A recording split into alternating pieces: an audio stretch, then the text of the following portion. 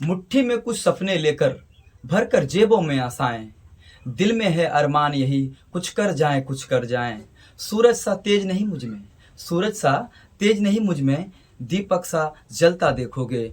अपनी हद रोशन करने से तुम मुझको कब तक रोकोगे, तुम मुझको कब तक रोकोगे। मैं उस माटी का वृक्ष नहीं, मैं उस माटी का वृक्ष नहीं जिसको नदियों ने सींचा है। बंजर माटी में पलकर मैंने अपनी मृत्यु से जीवन खींचा है। तो हेलो एवरीबॉडी, आप सभी का स्वागत है आपका अपने यूट्यूब चैनल गबरू टीचिंग पॉइंट पर। जैसा कि हम लोग पहले ही पहला अध्याय हम लोग पढ़ चुके हैं, फसल उत्पादन और प्रबंधन। आज हम लोग पढ़ने जा रहे हैं सूक्ष्म जीव मित्र एवं शत्रु, दूसरा अध्याय। दोस्तों, जो भी इस वीडियो को भी देख रहे हो, वो किसी भी कॉम्पिटिटिव एग्जाम का भी अगर तैयारी कर रहे हो, वो यहाँ पे बने रहो, क्योंकि ये एनसीईआरटी पढ़ा रहे हैं। पूरा पॉइंट वाइज पॉइंट मैंने लिखाया है और उसको नोट करके याद करो और एग्जाम में बहुत अच्छा मार्क्स अचीव करो। चाहे ये किसी बोर्ड का एग्जाम की तैयारी कर रहे हो या किसी भी कॉम्पिटिटिव एग्जाम का तैयारी कर रहे हो, चाहे बीपीएससी, एसएससी या सीटेट, एस्टेट, किसी भी कॉम्पिटिटिव का एग्जाम की तैयारी कर रहे हो, ये आपके लिए बहुत जरूरी है। ठीक है, तो सूक्ष्म जीव मित्र एवं शत्रु दूसरा अध्याय है। सूक्ष्म जीव क्या है? आपको पता होगा कि संसार में कुछ ऐसे भी जीव हैं जो आप उसको खुले आंख ऐसे देख नहीं सकते, इन आंखों से देख नहीं सकते। उनके लिए कुछ यंत्र की आवश्यकता पड़ती है, जैसे माइक्रोस्कोप के थ्रू ही आप उसको देख सकते हैं। तो ये सूक्ष्म जीव को आप ऐसे नहीं देख सकते। और सूक्ष्म जीव जो होते हैं बहुत सारे हमारे लिए फायदेदायक तो होते हैं, कुछ जो सूक्ष्म जीव होते हैं वो हमारे लिए नुकसानदायक होते हैं, इसलिए इसको मित्र बोलते हैं। और कुछ जीव ऐसे भी होते हैं जो शत्रु होते हैं।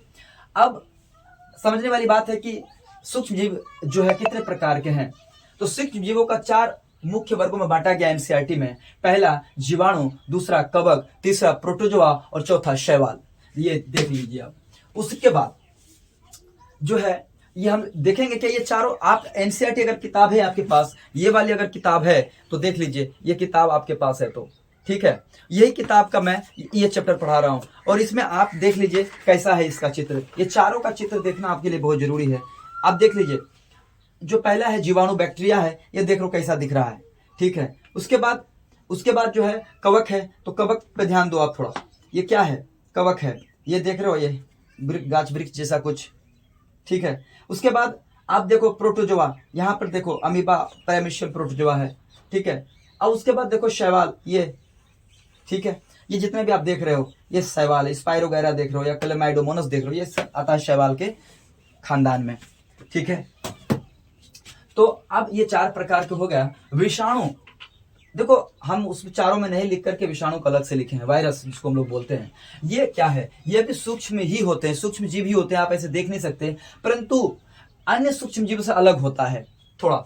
ठीक है, अब देखो विषाणु जो जनित रोग होते हैं, वो जुकाम हो जाता है। ठीक है, उसके बाद जुकाम मतलब सर्दी उर्दी, इन्फ्लुएंजा, कई बार तो आंख में या जो श्वास तंत्र है, फेफड़ा है, इसको भी संक्रमित कर देता है। फ्लू, ये भी वायरस के कारण ही होता है। तीसरा है अधिकतम खांसी जो होता है वो भी वायरस के कारण ही होता है दोस्तों। ओके, उसके बाद पोलियो आज के टाइम पे तो पोलियो खत्म ही हो चुका है, क्योंकि पोलियो को ड्रॉप के थ्रू वैक्सीनेशन किया जाता है लोगों को बचपन से ही। तो पोलियो तो बहुत देशों में, खाल के भारत का बड़ा योगदान है। भारत ने तो पल्स पोलियो कार्यक्रम भी चलाया था ताकि पोलियो जड़ से खत्म किया जाए। उससे होता क्या था कि कोई, आप देखिएगा पोलियो का बीमारी लोग कैसे लोग होते हैं, बिल्कुल उसका पैर खराब है या पैर टेढ़ा है, हाथ टेढ़ा है, कुछ इस तरह। खसरा को तो आज के टाइम पे कई लोग छोटी माता भी बोलते हैं, माता कहते हैं, जबकि अंधविश्वासी लोग हैं। चूंकि अगर जब पड़ेगा कि वायरस के कारण होने वाले लोग हैं, चूंकि वो तो हवा के द्वारा या जो आपका वो है थाली जिसके में वो खाना खाता है वो अलग नहीं करेगा तो संक्रमित हो जाता है, उससे वो संचरणीय रोग उसको कहते हैं, क्योंकि वो बीमारी फैलते हैं।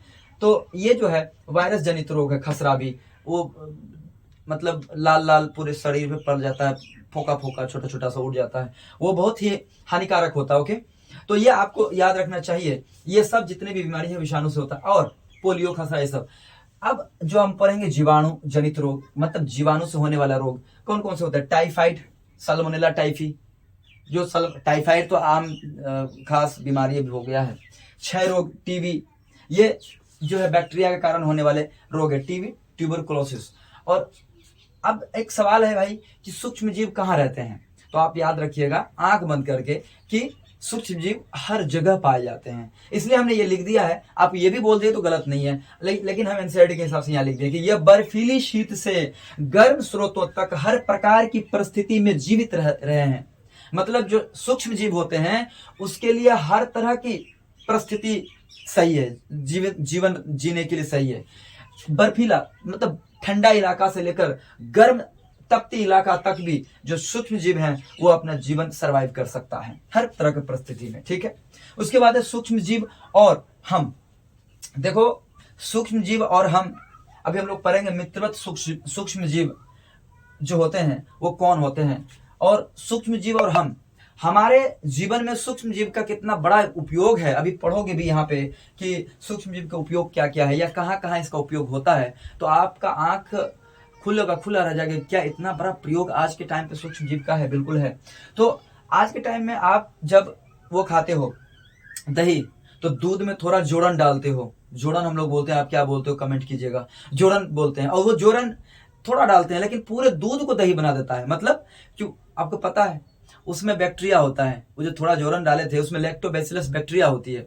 वो बैक्टीरिया क्या करता है कि वो धीरे धीरे पूरे दूध में जनन करने लगता है। जनन मतलब अपने जैसा संतान पैदा करना शुरू कर देता है और पूरे दूध में जनन करके बैठ जाता है और वो दही के रूप में परिवर्तन हो जाता है। तो दूध से दही परिवर्तन जो सूक्ष्म जीव करता है, उस सूक्ष्म जीव का नाम क्या है, लैक्टोबैसिलस। याद रखिए, नोट कर लीजिएगा ये सब शब्द।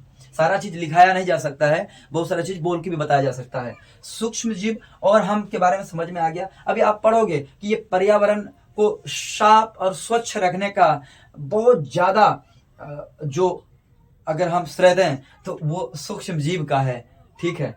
अभी हम पढ़ेंगे भी अच्छे से इसको। और मित्रवत सूक्ष्म जीव देखेंगे कि सूक्ष्म जीवों का उपयोग, आप ईस्ट का नाम सुने होंगे, आप कवक का नाम सुने, सूक्ष्म जीवी है। सूक्ष्म जीव का उपयोग, अब सूक्ष्म जीव का उपयोग क्या है, तो सूक्ष्म जीवों का वाणिज्यिक उपयोग है। वाणिज्यिक मतलब ये बड़े स्तर पर इसका व्यापार में उपयोग किया जाता है, शराब बनाने में, अल्कोहल बनाने में, ठीक है। इसका बहुत बड़ा उपयोग हो रहा है आज के टाइम में। और ये शराब अल्कोहल किन से बनता है, गेहूं से बनता है, मक्का से बनता है, ठीक है। और फलों के जो फलों के रस है उससे बनता है, उसमें जो शर्करा होता है उससे इष्ट डाल करके उसमें प्रक्रिया होती है। उसके बाद एक उसी के जीव होता है, उसके थ्रू बनाया जाता है, ओके। और उसके बाद है सूक्ष्म जीवों के औषधीय उपयोग। आपको पता है औषधि बनाने में भी इसका प्रयोग होता है। औषधि मतलब दवाइयां। आज के टाइम में अब देखोगे एंटीबायोटिक जो बना सबसे पहला पेनिसिलिन, वो भी एंटीबायोटिक जो बना वो सूक्ष्म जीव से ही बना। और ये सूक्ष्म जीव, और आप देखोगे इतने सारे एंटीबायोटिक, इतनी सारी बीमारियां के लिए जो दवाइयां बनी वो सूक्ष्म जीव से बनी। और दूसरा है कि मिट्टी की उर्वरता में वृद्धि। उर्वरता, ये सूक्ष्म जीव ऐसे हैं जो मिट्टी की उर्वरता बढ़ाता है। आपको पता है बहुत सारे सूक्ष्म जीव हैं जो कुछ पेड़ पौधा या जंतु कुछ भी मर जाता है, गिर जाता है जमीन के अंदर, उसको धीरे धीरे डिकम्पोज कर देता है, उसको अपघटन करके मिट्टी में मिला देता है। और वो मिट्टी में जो मिलता है, उसका जो अवशेष बच जाता है मिट्टी में, वो जो है वो उर्वरता होती है, ठीक है। जो अब छोटे छोटे टुकड़े में बन के वो मिट्टी में मिल जाता है, वो उर्वरता है। मिट्टी की उर्वरता में वृद्धि या ह्यूमस बोलते हैं। उर्वरता बोल रहा है, तो उर्वरता में वृद्धि करता है। दूसरा पर्यावरण का शुद्धिकरण, ये पर्यावरण को भी प्यूरिफिकेशन करता है, शुद्धिकरण करता है, प्योर करता है। जो बहुत सारा हानिकारक गैस है कुछ है, उस चीजों को भी इसको साफ करता है। या बहुत सारी चीजें मर जाता है तो उसको भी डिकम्पोज करके जल्दी जल्दी उसको मिट्टी के अंदर मिला देता है, ठीक है। अब इसके चारों के बारे में हम वर्णन करेंगे। एक स्क्रीनशॉट ले लीजिए आप, ठीक है। तो स्क्रीनशॉट ले लिए, ठीक है। अब देखो कि हम पढ़ने वाले हैं एक नंबर में सूक्ष्म जीवों का वाणिज्यिक उपयोग। देखो हम तो सूक्ष्म जीवों के बारे में जाने कि ईस्ट भी एक जानो, अभी पढ़ेंगे हम लोग। ईस्ट जो होता है एक उसी के जीव होता है, उसका प्रयोग बहुत ज्यादा है। आप देखोगे कई बार जो केक होते हैं या इडली डोसा होते हैं उसमें भी ईस्ट मिला दिया जाता है। या जो आटा होता है उसमें ईस्ट मिला के गूंदने से क्या होता है, कुछ देर के बाद रखो, 1-2 घंटा में देखोगे कि आटा जो है, जो गूंदा हुआ आटा है वो फूल जाता है। और जब रोटी पकाते हैं तो उसके अंदर में छिद्र हो जाता है, मतलब फूल जाता है। पावरोटी बनाते हैं, ब्रेड बनाते हैं तो उसमें फूला हुआ महसूस होता है, आयतन उसका बढ़ जाता है। और उसमें जब ईस्ट होता है तो ईस्ट जो है जब ऑक्सीजन लेता है, मतलब क्या बोलते हैं, जब शोषण करता है तो कार्बन डाइऑक्साइड छोड़ता है, ठीक है। तो बीच बीच में छिद्र बन जाता है, पावरोटी सब केक वगैरह से में देखेंगे उसका प्रयोग होता है, ठीक है। तो आते हैं यहाँ पे सूक्ष्म जीवों का वाणिज्यिक उपयोग में। देखिए वाणिज्यिक उपयोग बहुत जो लाभ के दृष्टि से बड़े स्तर पर किसी चीज का उत्पादन किया जाता है। जैसे बड़े स्तर पर अल्कोहल का जो उत्पादन होता है, शराब का उत्पादन होता है, एसिटिक एसिड का उत्पादन में सूक्ष्म जीवों का प्रयोग होता है। तो आपसे पूछा जा सकता है, बताओ अल्कोहल का प्रयोग जो है सूक्ष्म जीवों के वाणिज्यिक उपयोग है, मतलब कि सूक्ष्म जीवों के कारण ही अल्कोहल बन पाते हैं, शराब बन पाते हैं, एसिटिक एसिड बन पाता है, ठीक है। इनका उपयोग होता है इस उत्पादन में। और बनता किस स्रोत से है, तो गेहूं से बनता है, जौ से, गेहूं से, चावल से, फलों के रस में उपस्थित प्राकृतिक शर्करा। प्राकृतिक शर्करा मतलब देखो फलों के रस में ईश्वर ने ही मान लो कि उसमें मिठास देकर रखा, शर्करा मीठा देकर रखा है, और उसमें क्या, तो उसमें ईस्ट द्वारा अल्कोहल और शराब का उत्पादन किया था। उसमें क्या डाला था, ईस्ट, ठीक है, ईस्ट डाल करके एवं शराब का उत्पादन किया जाता है। तो आप एक चीज पढ़ोगे, किण्वन, ये जो प्रक्रिया होती है ना, किण्वन कहलाता है। देखो चीनी के अल्कोहल में परिवर्तन प्रक्रिया किण्वन कहलाता है। क्या लिखे हैं, चीनी के अल्कोहल में परिवर्तन की प्रक्रिया किण्वन कहलाता है। जो चीनी है, जो शर्करा है, वो अल्कोहल में परिवर्तन जो हो जाने की प्रक्रिया किण्वन कहलाता है, या फर्मेंटेशन कहलाता है। अंग्रेजी में आप लिख देना, किण्वन को फर्मेंटेशन बोलते हैं। और किण्वन का खोज किसने किया, ये बहुत इंपॉर्टेंट सवाल बन सकता है। किण्वन की खोज लुई पास्चर ने 1857 में किया है, याद रखना पड़ेगा आपको। सूक्ष्म जीवों के औषधि उपयोग, दूसरा उपयोग देख लो। पहला उपयोग हम लोग पढ़ ली, दूसरा उपयोग सूक्ष्म जीवों का औषधि उपयोग। औषधि में इसका उपयोग होता है सूक्ष्म जीव का। कैसे, आपको पता है, प्रथम प्रतिजैवी जो बना, प्रतिजैवी मतलब अंग्रेजी में बोलते हैं एंटीबायोटिक, ठीक है, अनेक बीमारियों के लिए इसका प्रयोग होता है। ये पहला जो एंटीबायोटिक बना, लिख दिए हैं, प्रथम प्रतिजैवी या पहला एंटीबायोटिक पेनिसिलिन बना, ठीक है। और ये क्या करता है पेनिसिलिन, तो आपको पता है, या प्रतिजैवी क्या करता है, बीमारी पैदा करने वाले सूक्ष्म जीवों को नष्ट कर देता है, नष्ट बर्बाद कर देता है, या वृद्धि रोक देता है। जब हम एंटीबायोटिक का प्रयोग करते हैं तो वृद्धि भी रोकता है, बढ़ने से रोकता है, याद रखना इसका। और आजकल जीवाणु और कवक से अनेक प्रतिजैवी औषधियों का उत्पादन हो रहा है, याद रखना। किससे किससे बनता है प्रतिजैवी एंटीबायोटिक, जो दवाई है आप खाते हैं, ठीक है, जीवाणु और कवक से बनता है, जीवाणु और कवक से बनता है, ठीक है। ऐसे कई औषधि बना है, एंटीबायोटिक बना है जो इन्हीं दोनों से बना है। कौन सा, स्ट्रेप्टोमाइसिन, टेट्रासाइक्लिन, एरिथ्रोमाइसिन, याद रखना। ये जो है कवक और जीवाणु से बनने वाले जो औषधि है, टेट्रामाइसिन, टेट्रासाइक्लिन, ओके, और तीसरा है एरिथ्रोमाइसिन, ये सिर्फ भी एंटीबायोटिक ही है, ठीक है। अनेक रोगों की चिकित्सा में उपयोग होता है ये अनेक रोगों का चिकित्सा में। तो ऐसा नहीं कि हम कुछ भी बीमारी हुआ तो हम एंटीबायोटिक जाके दुकान से ले ले। कई बार लोग होते हैं, ये याद रखिए, बिना डॉक्टर के सलाह से आपको एंटीबायोटिक का प्रयोग नहीं करना है। नहीं तो होता क्या है कि मान लो कि एंटीबायोटिक आप ले लिए और उस समय पे मान लो कि आपको, कई बार लोग ना सर्दी जुकाम में या फ्लू हो जाता है तब भी एंटीबायोटिक का प्रयोग करवा देता है। यहाँ के आसपास के जो लोकल डॉक्टर होते हैं, डॉक्टर क्या बोलेंगे, झोला छाप, अब खा लेता है और उसके जो जरूरी जो बैक्टीरिया होती है वो भी डेथ करवा देता है, मारवा देता है। और तो उसका हानि क्या होता है, जब मान लो तुम बीमार पड़े और उस समय पे सच में, मान लो अभी एंटीबायोटिक ले लिए, लेकिन जब तुम सच में बीमार पड़े उस समय पे तुम्हारा एंटीबायोटिक की जरूरत है तुम्हारे बॉडी को ठीक होने के लिए, लेकिन उस समय पे जब एंटीबायोटिक लोगे तो एंटीबायोटिक सपोर्ट नहीं करेगा, काम नहीं करेगा। इसलिए डॉक्टर के, जब भी डॉक्टर दे कोर्स, कितना दिन तक दवाई चलना चाहिए, चलेगा, तो वो कोर्स पूरा करना चाहिए डॉक्टर के सलाह पे, अपने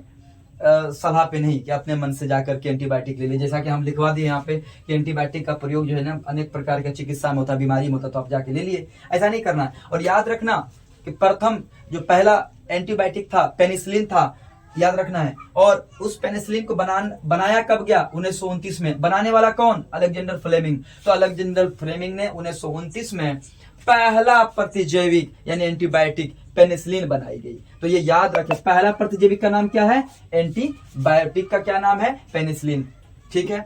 अब देखो वैक्सीन, अब देखोगे वैक्सीन में जो प्रयोग होता है वो भी सूक्ष्म जीव का ही प्रयोग होता है। अभी बताएंगे कि वैक्सीन का या टीका हिंदी में बोलते हैं। इसका प्रयोग सबसे पहले चेचक की खोज का किसने किया? चेचक की टीके का खोज किसने किया? तो चेचक हो जाते हैं छोटी माता। तो चेचक की टीके का खोज किसने किया? तो एडवर्ड जेनर ने किया 1798 ईस्वी में। देखो हम थोड़ा सा वैक्सीन टीका के बारे में बता देते हैं, आप याद रखिए, इसको स्क्रीनशॉट एक ले लीजिए, ठीक है। अब देखो ये आपके पास किताब है अगर, तो यहाँ पे वैक्सीन के बारे में लिखा है कि देखो जब रोग कारक सूक्ष्म जीव हमारे शरीर में प्रवेश करता है, कोई भी रोग कारक जीव जो हमारे को रोग कर देगा, उनसे लड़ने के लिए हमारे शरीर प्रतिरक्षा उत्पन्न करता है, एंटीबॉडी तैयार करता है। क्या बनाता है? एंटीबॉडी। शरीर को यह भी स्मरण रहता है, याद रहता है कि वही सूक्ष्म जीव अगर हमारे शरीर में पुनः प्रवेश करे, ये याद रहता है शरीर को, उससे किस प्रकार लड़ा जाए ये याद रहता है। मतलब कि यदि मृत अथवा निष्क्रिय सूक्ष्म जीव को स्वस्थ व्यक्ति के शरीर में प्रविष्ट करा जाए, मतलब प्रवेश करवाया जाए, मृत या निष्क्रिय जिसका कोई काम ना, निष्क्रिय हो जाना मतलब वो कोई क्रिया नहीं करेगा, कोई काम नहीं करेगा, तो अगर वो स्वस्थ व्यक्ति के अंदर इंजेक्ट कर दो, प्रवेश करवा दो, तो शरीर की कोशिका उसी के अनुसार लड़ने के लिए प्रतिरक्षा उत्पन्न करके रोग कारक को नष्ट कर देता है।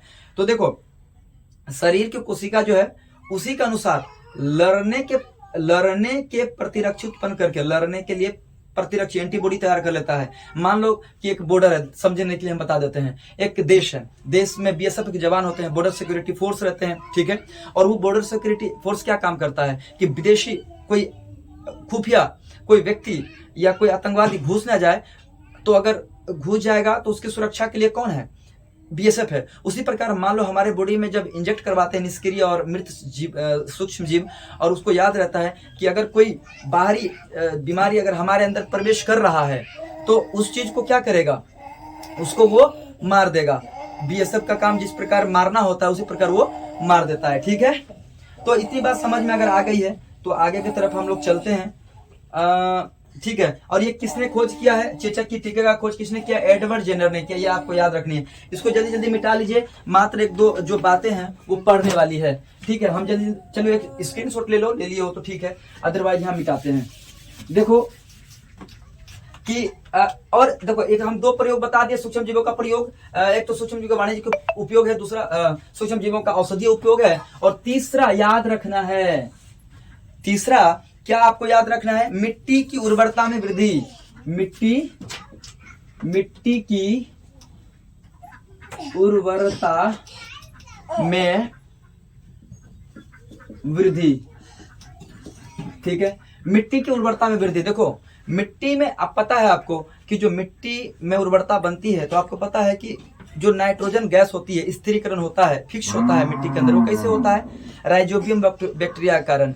और क्योंकि पेड़ पौधा जो है सीधे वो नाइट्रोजन नहीं ले सकता, जबकि नाइट्रोजन का बहुत बड़ा काम होता है उनके लिए, तो वो ले नहीं सकता, तो राइजोबियम बैक्टीरिया उस मिट्टी के अंदर फिक्स करता है। आप पढ़ोगे आगे जाकर के, मिट्टी की उर्वरता में वृद्धि कर देता है। तीसरा जो काम है आपको ऐसे बता देते हैं, पर्यावरण का शुद्धिकरण। पर्यावरण का शुद्धिकरण,